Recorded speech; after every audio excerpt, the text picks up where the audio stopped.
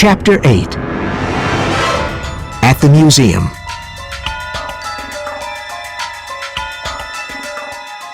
Bill and Michelle woke up early on Sunday morning. This was a very important day for them and Nick. They left their house at 9:30 and met Nick in the park. "Hi, Nick," said Bill, looking at Rover's new red leash. "The leash was my mom's idea," said Nick as they walked towards the museum. "You and Michelle go ahead, and I'll wait for you outside the back door." That morning, a lot of tourists were buying tickets, so Bill and Michelle had to wait to get in. They went to the back of the museum and opened the emergency door. Nick and Rover went in quickly, and no one noticed them.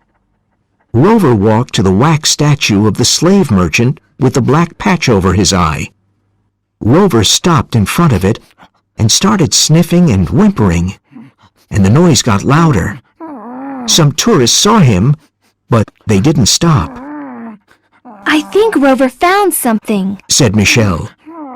She and the boys looked at the 17th century slave merchant. Then Michelle noticed the tattoo on the statue's arm. "Hey, look at that tattoo," whispered Michelle. "Do you remember it? It's the same tattoo we saw in the photograph at Mr. O'Nell's house." "The peace sign," whispered Nick. "But they were popular in the 1970s. A slave merchant of the 1600s didn't know about peace signs." Rover started barking. "He's found something," said Bill, as the barking got louder and the dog became more excited. "Could that be his master?" said Nick, his voice trembling. "But it's a wax statue," said Michelle weakly. "Yeah, but look at the tattoo," said Bill. "Is that a wax statue, or is it someone's body?" They felt cold, and their hearts started beating fast. Suddenly their legs felt weak. "But how is it possible?" Nick couldn't finish his sentence. Rover's bark got louder, and the museum guard came by. "I'm sorry. Dogs aren't allowed in the museum," he said. "Please take him out." "No, we're not taking him out," said Bill angrily. "You must obey the rules of the museum or I'll call the police." "No," said Bill angrily. "We'll call the police." "Michelle, do you still have Sergeant Walter's card?" "Of course I do," she said, taking out her phone. "I'll call him." Several visitors stopped to see what was happening. Rover was very excited and barked loudly. Nick pulled on the leash to hold him back. Michelle called Sergeant Walters and asked him to come immediately. "We have a body for you," she said with a trembling voice. More visitors stopped near them. Sergeant Walters, Sergeant Barnes, and 2 other policemen got to the museum in a few minutes. "Sergeant Walters, we found Mr. O'Nell's body," said Michelle loudly.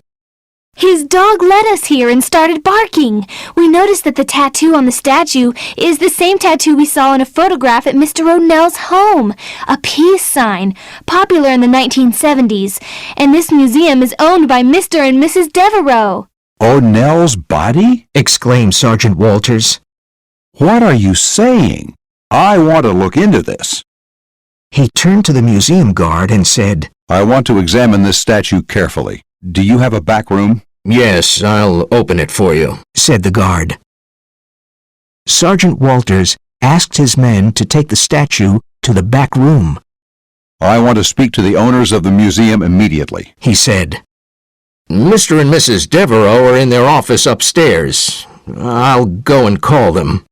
The guard was worried and confused. Sergeant Walters' men carried the statue to the back room, and Rover started following them. Nick pulled him back, but it wasn't easy. Sergeant Walters called the police station and asked them to send a medical expert. Then he turned to the 3 young people who were very excited about their macabre discovery. "I don't know what we'll discover here, but something is wrong, and we're going to find out more about that wax statue." Your detective work was excellent and you helped us a lot, but now it's the responsibility of the police.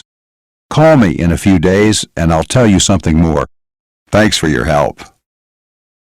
The three friends were proud. They were helping the police solve the O'Neill case.